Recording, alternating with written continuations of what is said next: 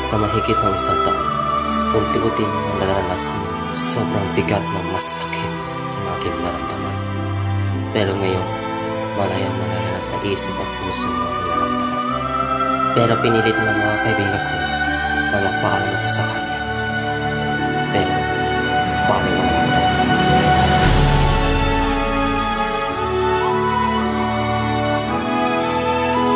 Sa bandang huli, unti-unti na bumabalik sa normal ang lahat ng kaligayahan ko. At sisiguraduhin ko na kakalimutan ko lahat ang masasakit ng nakaraan ko.